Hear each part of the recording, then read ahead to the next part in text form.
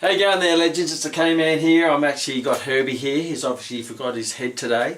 But I'm looking at his joint called the AC joint, the acromioclavicular joint, where the two bony surface or articulating surface of the acromion meets the clavicle.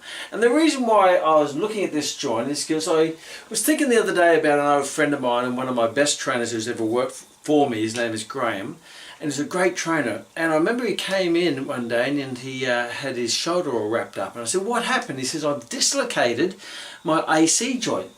When your AC joint, how do you dislocate that? That's a tough one to dislocate unless you're playing football and you get bashed. He says, I said, how do you do it? He says, well, I did it by doing wide grip chin-ups. He says, the funny thing is, when I went to the doctor or the sports physician, one of the leading sports physicians in Queensland, if not Australia at the time, a guy called Dr. Paul Olmson. Dr. Paul Olmson looked at his shoulder and says, you do wide grip chin-ups, don't you? And he was quite shocked. He says, how do you know that? And says, well, I come across this regularly with people who do a lot of weight training, particularly the high volume, high repetitive type weight training, the old bodybuilding style. And it got me thinking of why did he dislocate his AC joint, which is a fibrous joint, so it's fairly stable. It's not like a synovial joint, which is obviously very, moves a lot or has lots of mobility.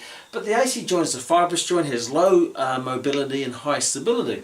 And the reason why this happened is because back in those days, myself included, we all did wide grip chin-ups, and sometimes you cheat a little bit and you do this position and you go all the way up and all the way down. And the challenge with that, if you look at the movement, when you go up, your shoulder has to abduct, or your arm abducts, and it keeps going past 90 degrees. So once your arm goes past 90 degrees, your scapula has to also laterally rotate.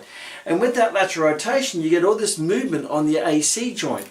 So it goes up and you get all this pressure going through those two articulating surfaces of that joint. And if you do that in the repetitive nature, and sometimes when you cheat a bit and you bounce at the bottom, that's going to cause a bit of subluxation in the joint, stretching the ligaments, and over time in a repetitive nature with a high volume training program, which a lot of people tend to do based on the old bodybuilding days, that's going to eventually make this joint so sublux it will actually dislocate. So it'll go from a subluxation to a dislocation due to that repetitive nature of placing the strain through the AC joint by doing wide grip chin-ups, particularly at the top range of movement. And then if you start to do those things which people do now, as the kip-ups, where you bounce at the bottom and you kip up, then you're probably increasing the stresses through that joint probably by at least 5 times by including a bouncing momentum type movement.